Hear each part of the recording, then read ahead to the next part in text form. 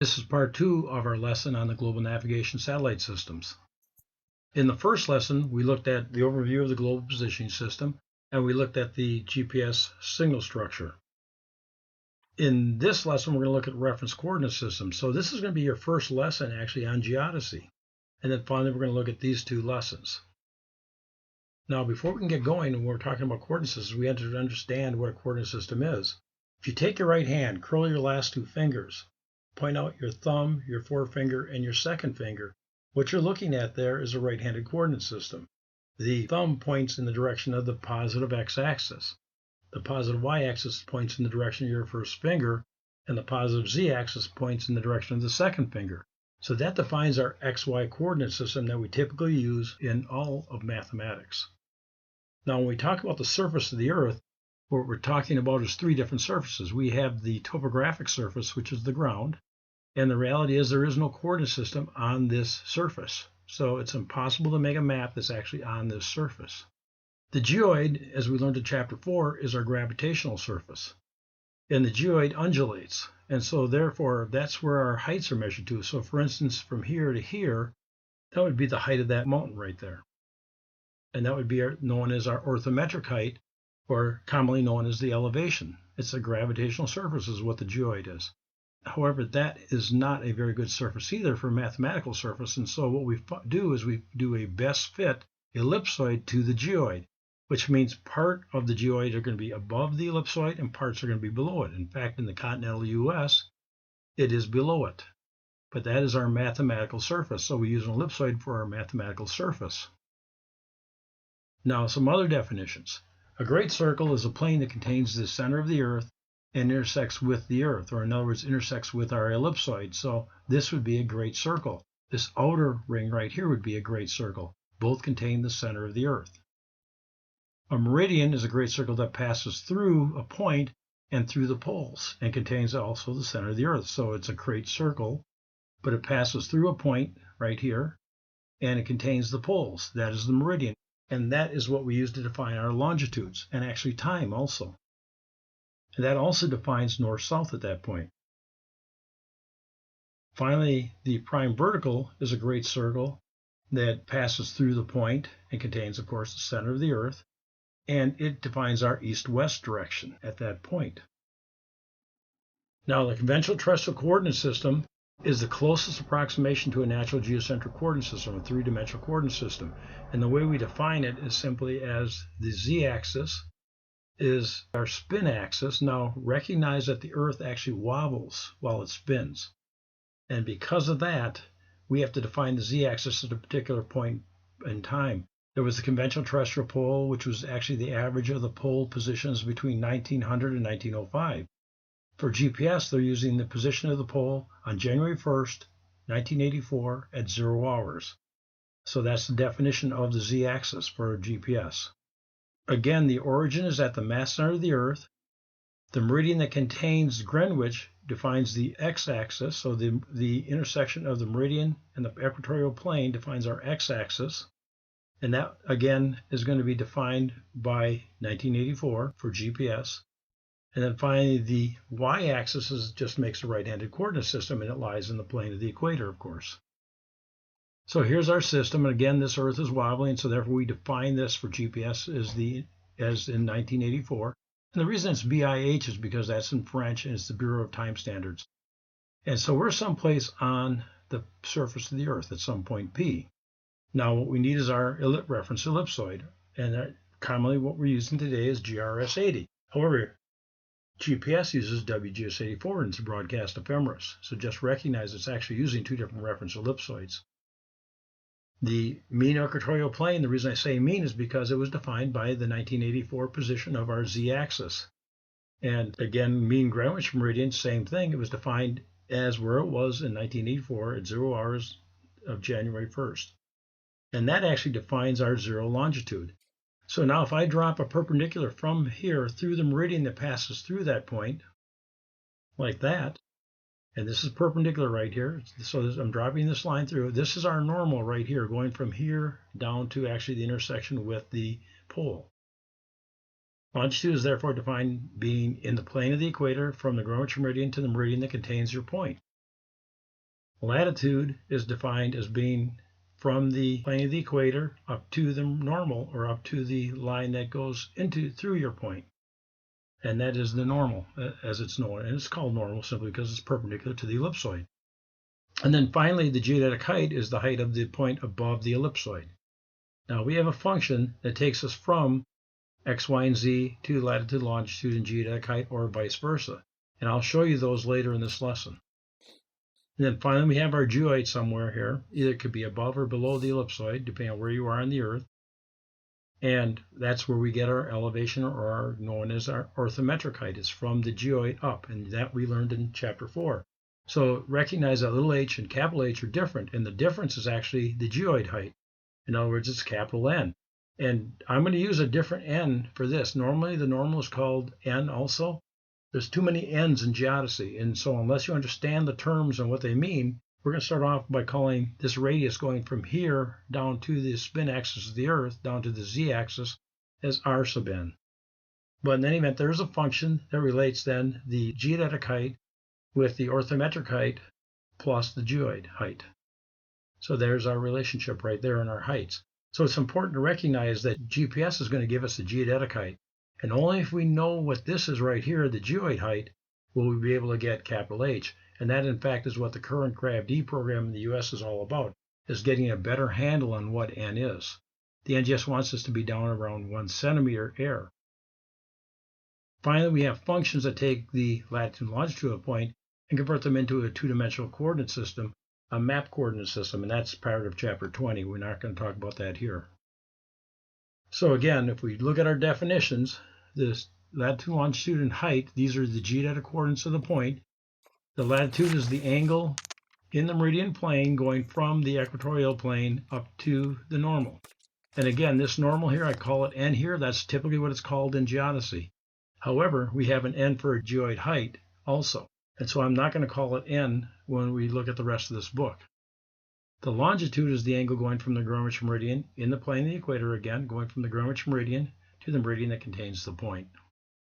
And finally, our geodetic height is little h, is the distance along the extended line of the radius in the normal, or the normal. And so it's this distance right here. And you can see in the book, I'm going to use r sub n. Typically in geodesy, it's called n, that radius. So the way we're going to think of satellite positioning is basically like this. Satellites are our control on the ground, and you can think of it as trilateration. So what we need to know is the coordinates of those satellites at the time of the transmission of the signal. That's why there's a timing mark on those signals.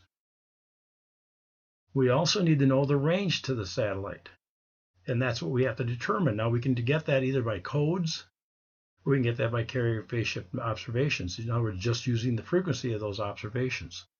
And so we need to know those two things. If we do that, we can trilaterate our coordinates of our receiver. So let's look at the satellite coordinate system. Well, the satellite path is actually an elliptical path. Now, because of that, the mass center of the Earth, let's just put the Earth here at G. It's going to be at one of the two foci. In this case here, it's going to be at G. And that's where the mass center is. The satellite is orbiting around that point. Now, because it's an ellipse, that means there's going to be a point that's closest to the mass center of the Earth. That's perigee. There's also going to be a point in the orbit where it's farthest from the Earth, and that's apogee.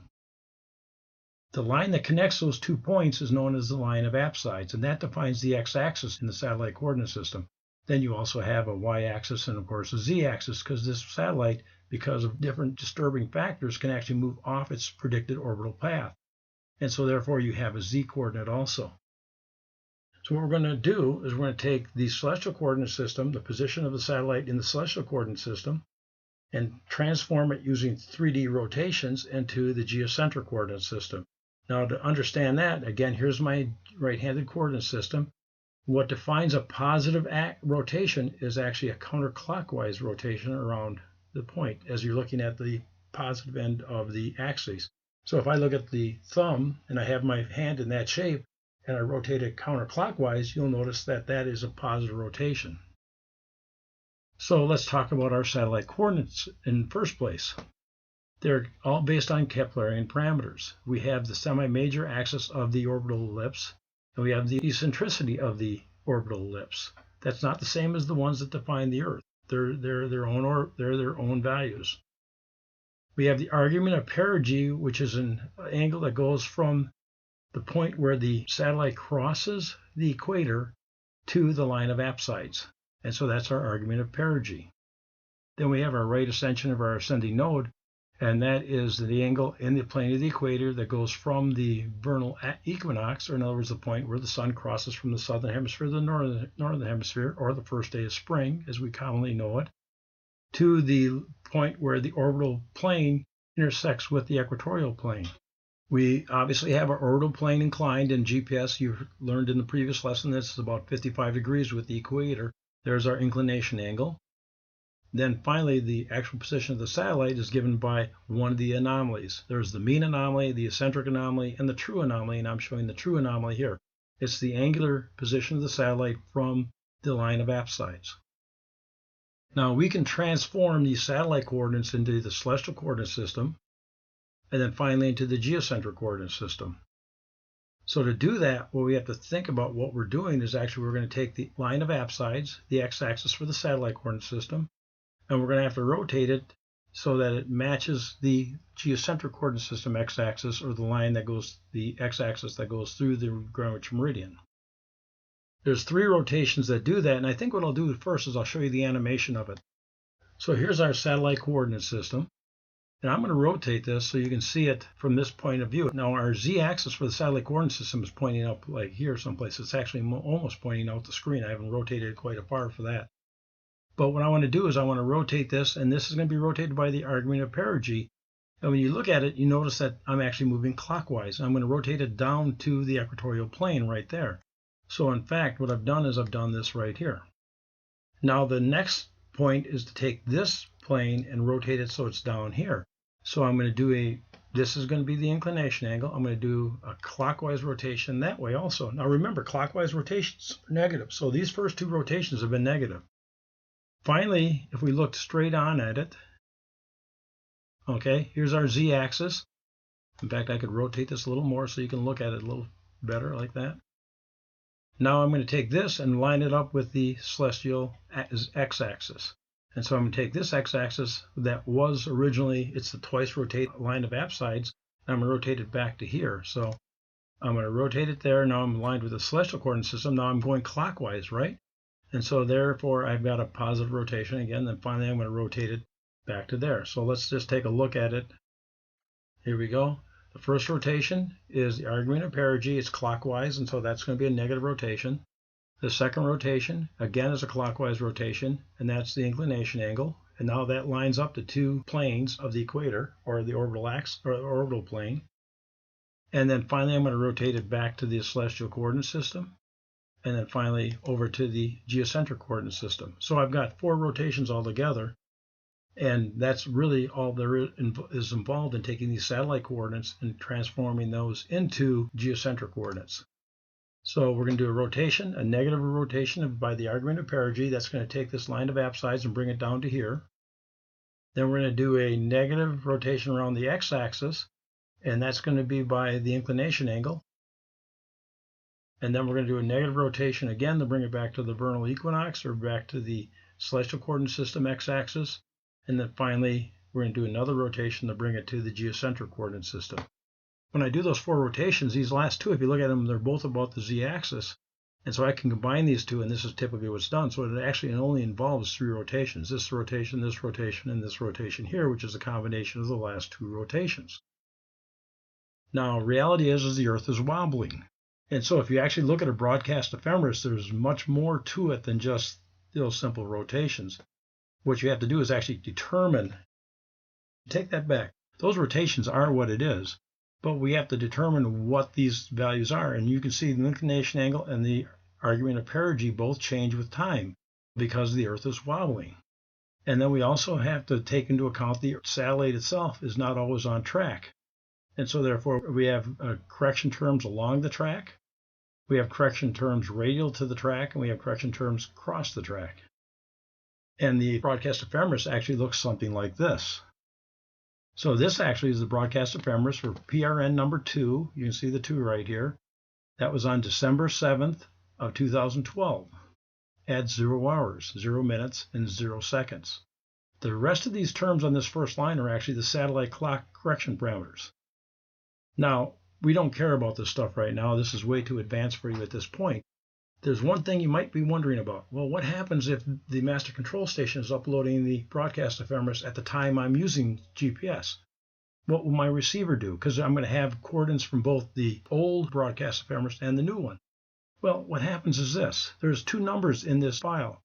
If these two numbers don't match, your receiver immediately knows that they're uploading the data. And if that's the case, your receiver will not use the broadcast ephemeris for that satellite for that particular epoch. It won't take long for them to upload it. Now, the other thing you'll see in here, and I should point it out right down here, is the satellite vehicle health. If that's set to unhealthy, the receiver will not use it.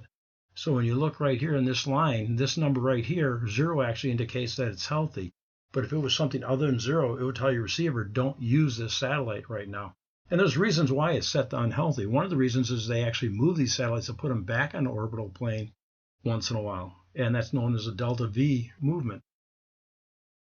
Now, as far as our radii for the Earth go, because we're talking about an ellipse, therefore we have different radius. The radius in the meridian is actually determined by this equation. We're not going to use this one right away. That'll be used in Chapter 19. The one we do need right away is the radius in the prime vertical, or the normal as it's known, and that is given by this equation.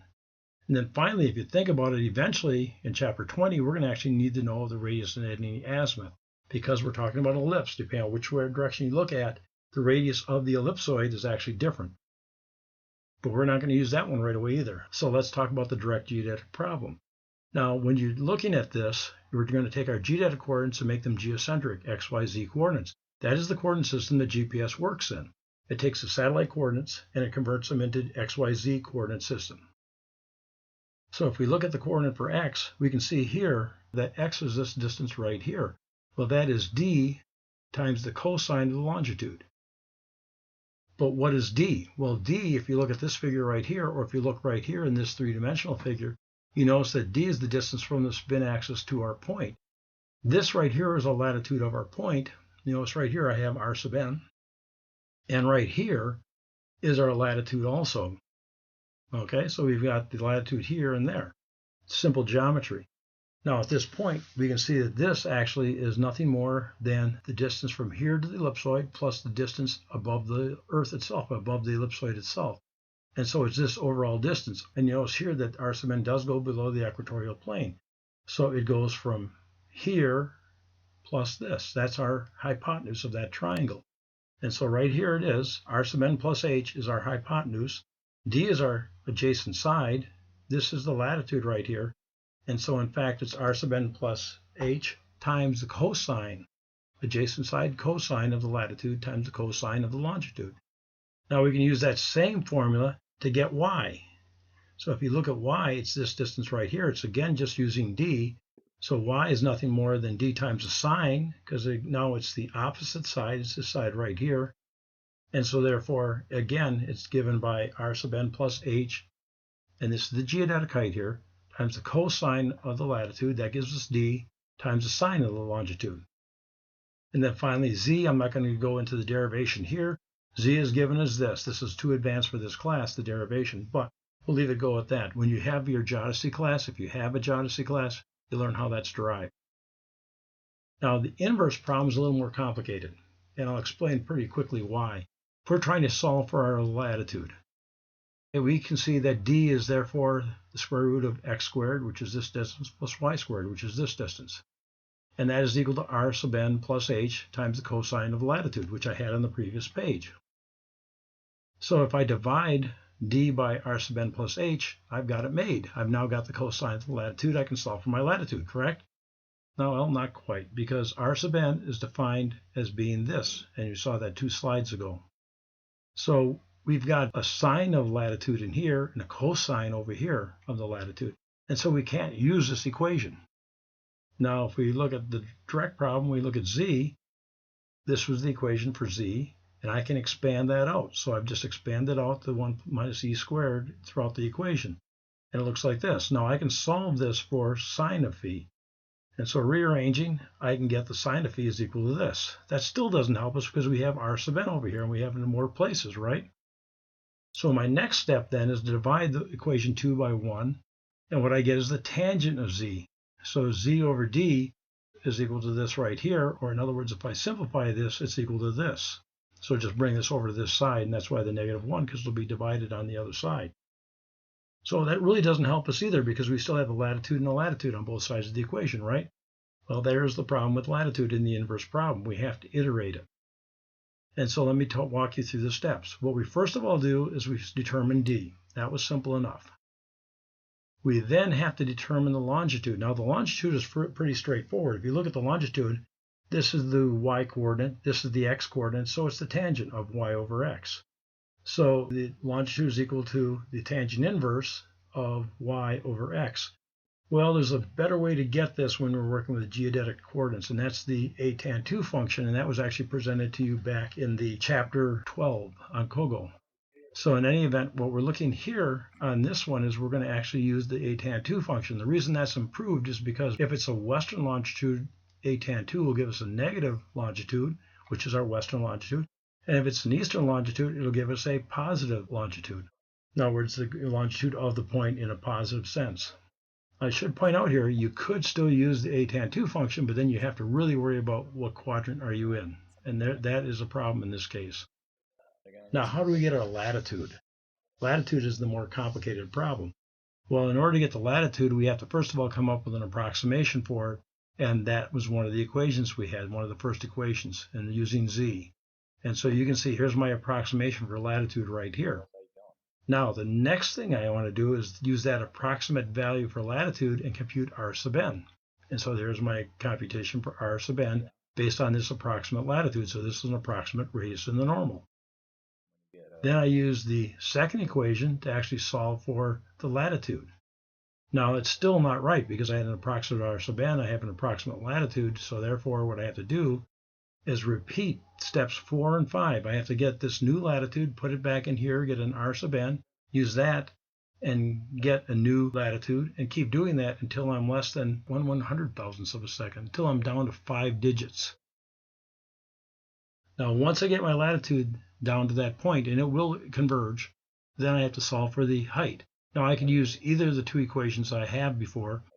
I could use the geodetic height to solve this way, but the problem with that is its cosine is unstable when you get above 45 degrees. And so what you want to do is for anything less than 45 degrees or equal to 45 degrees, it doesn't matter at that point, you can use this equation. When it's above 45 degrees, you want to use this equation because now the sine is more stable in this range. And so this is just mathematical stability of these equations, or the numerical stability of these equations. And so if you're less than 45 degrees, use this to get your geodetic height. If you're greater than 45 degrees, use this. If it's equal to 45 degrees, you can use either of them. So let's look at an example. We'll look at the direct problem first, and I'll show you this also in Excel. So here's my geodetic coordinates of the point. My radius in the normal plugged into that equation is this. Plug that in and add on my h, and then multiply times the cosine of the latitude and cosine of the longitude, and I get this. Here's my geodetic y coordinate. You notice it's negative because we're Western Hemisphere here. And so therefore, by the way, when you put this into these equations, this has to go in as a negative, not as a positive in both these equations. So basically put in a negative because this is a negative longitude. And then finally, this is my z coordinate. So let's look at this in Excel. Actually, this could be almost any spreadsheet. I'm using the GRS80 ellipsoid, so there's my defining parameters for the GRS80 ellipsoid. This actually is 1/298.2572221,009. My eccentricity is square root of f minus f squared. Now here's my latitude and here's my longitude. And you'll notice that my longitude, I put it in as a negative and then converted it to radians. And here's my geodetic height. First of all, I solve for r sub n. Now if you look at the equation, there's my r sub n. Then finally, I get my x, y, and z coordinates just plugging in those equations I had before. And again, just plugged into the three equations you saw, and there's my coordinates for my point. And these would be in meters because the radius in the normal is in meters and the semi-major axis is in meters. So don't think these things are in feet. Now you can see where conversions, this is very important that you use the exact conversion if you want survey feet. But in fact, these coordinates are seldom ever converted to feet because there's no reason to. These coordinates really don't make much sense to us. We usually use these, so the real problem is our inverse problem, which we'll get to here shortly. So here's our inverse problem. The first thing I want to do is use the x and y coordinates and solve for d, which I did right here. Then the next thing I want to do is solve for my longitude, and I use the a tan 2 function to do that. And you notice the a tan 2 function gives me a negative. And so that's the important part about a tan 2. Or that's the nice part about it. Now the next thing I need to do is come up with an approximate value for latitude. So I plugged into that first equation, and I get this. I then used that to solve for r sub n, and then came back and plugged it back in. In other words, once I got my latitude, and then I took the r sub n that I solved from this initial approximation for the latitude, and then I plugged it into this equation here and got a new approximation for the latitude. And you can see that it's changed slightly. Then I solve for another r sub n and then another latitude. And you can see again it's changed slightly, but the change is not as big as the first change. And then finally I do it a third time, or in this case here it's actually a fourth time because I started at 0. And now I've got my latitude to 5 decimal places. Now let me show how I do this in Excel, because Excel can do this iteration very fast and easy, but you have to set a particular parameter in it. So here's Excel. And again, we've got the same things I had before. And you notice here I've got E defined. I've got this cell defined as E. So when I plug it in the equations as I did before, it's already defined as E. In fact, this cell here is defined as F. So if we look at this equation down here, you see it just refers to 2 times F minus F squared. Now here's my X, Y, Z coordinates that I had before. And here's my R sub n that I'm going to use repeatedly. Now the first thing I'm going to do is get my longitude. So I just take the inverse, a tan 2 inverse of xy, and that gets me this right here. I converted it out, first of all, to decimal degrees, then degrees, minutes, seconds. And so there it is, a western longitude. Now the latitude, where's the iterations? And yet I've got the correct value for the latitude right here. How did I do that? Well, let me show you how I did that. I did here is I used that last equation, the second equation, not the initial approximation equation, and I just plugged in the values. So I went in, and you notice I've got my x coordinates and y coordinates and z coordinates. The cells also defined as x, y, and z. And I just plug this in. And C11, if you look at it, C11 is actually this cell where I'm solving for the latitude. Now, that will normally give you an error in Excel. What you can do in Excel is you can tell it to iterate. And so what you have to do is you have to go to the options and then go to formulas. And what you want to do is enable iterative calculation. And then that's really all you need to do is just enable that. If you don't, you're going to get a cycle error. You're going to cyclic error is what you're going to get. So in fact, what you want to do is do that. If you turn that on, it'll do the iterations for you. And there's my latitude in one step. I didn't have to worry about it. And if you look at R sub n, it uses C sub 11 also. And so you can see that I'm iterating the latitude right on this one cell, telling both equations to use this cell whenever latitude is used. And then Excel does the iterations for you. And this is also true in other spreadsheets. I've done this in other spreadsheets. It's usually an option that you have to set. It's not set by default. And then finally here, I have a fairly long equation, what it looks like, but it's actually if C11, in other words, if my latitude is greater than 45 degrees or pi over 4, it's going to use the second equation. Otherwise, it's going to use the first equation. So, and that's really what you're looking at here is the difference in the two equations. And so here's the results of those computations. So that's how you can make this computation very quickly in Excel. But you can also do it by hand and just keep putting the latitude that you get back into the R sub n and then back into this latitude right here. But in Excel, I just used this one equation and referred to the same cell to itself. So in other words, this referred to the same cell that this thing was being computed in. And then finally, there's our H. Now, the coordinate systems themselves for GPS have changed. Prior to 1987, DoD used WGS-72. In 1987, they switched to WGS-84. Now, that would be nice if that was the only WGS-84. At that point, it was identical to the NED-83, or close to NED-83, because they defined their tracking stations with NED-83 coordinates. What happened was they found better positions for their stations, for their tracking stations. And so on these dates right here, on these weeks right here, they changed WGS84, and you see the most recent one was in 2012. Now, by the time this comes out, there may be even a more recent one than that. But the fact of the matter is they've changed them over time. So these coordinate systems have been redefined. Now, that's also happened to NAD83. It was originally released in 1987, so it's known as NAD83 1986, and at that time it matched WGS84, at least closely, because again, DoD used the NAD83 coordinates for their tracking stations. After that, though, it changed also because GPS had basically almost immediately made this obsolete. In other words, it was not good enough to handle the accuracies of GPS. They went to the HARN station, where every state started to create a higher accuracy reference network. But the fact of the matter is this HARN was created and it varied by state to state. So you had this change from 1987 to 1997. And basically, as they finished the state, they'd create a HARN network coordinates for all the GPS points that they established. Then in 1994, they started the CORS network.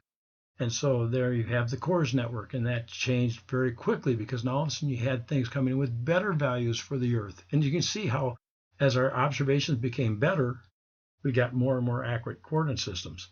But this is really not a change in the datum, it's just a change in the coordinates, or known as the realization of that datum. So we're just changing the coordinates to a better value for those coordinates based on our better observations. Finally, that last change was again in 2012.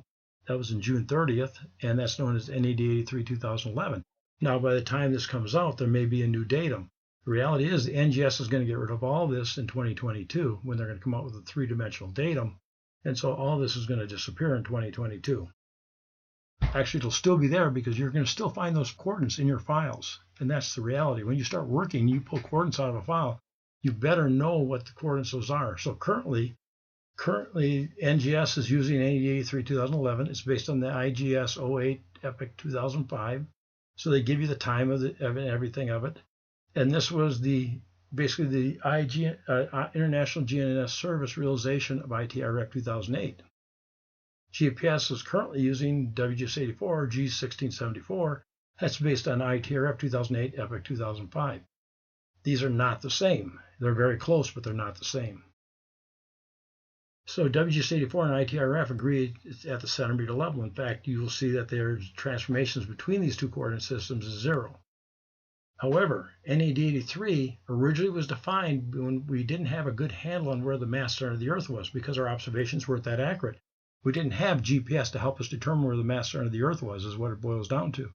And so therefore, NAD83 and WGS84 disagree by 2.2 meters, or approximately 7 feet, in their origin. And so NAD83 coordinates are not WGS84 coordinates. That's an important thing to realize. Even the updated coordinates are not, because they have never changed the definition of the datum. They've just done new realizations or new computations on those coordinates. So the important thing here is you can't just tell your receivers, give me NAD83 coordinates. You have to somehow bring in NAD83 coordinates into your project. Now you can do that several ways, and we'll talk about that in other lessons. So what's the importance here? Well, just pulling coordinates or just knowing coordinates is not sufficient, because the coordinates are changing. It's not like what you learn in math where you have a coordinate system. It's a coordinate system. It never changes. Well, the fact of the matter is these coordinate systems do change because they're real. And so you have to know the reference system, the method of establishment, the quality, the time of the establishment of the coordinate system. All this stuff needs to be known. You notice how I was saying NAD83 2011, Epic 2005 in ITRF or IGS 08. You have to know all these parameters in order to do the transformations. There are transformations that will allow you to go from one to the next one, but you have to know all that information in order to be able to do that. Also be aware when you go into a file cabinet and you pull out coordinates, you have to ask yourself, first of all, what are those coordinates that you're looking at? Those may be the coordinates for point P, but the question is what are they based on? So all that stuff is important, and that's known as your metadata. You have to save that metadata with your coordinates. If you don't save that metadata with your coordinates, eventually your coordinates will become totally obsolete. You won't be able to use them. And so in summary, we've looked now at the first lesson, we've looked at these two things. And finally, in this lesson, we've looked at reference coordinate systems, and that concludes this lesson.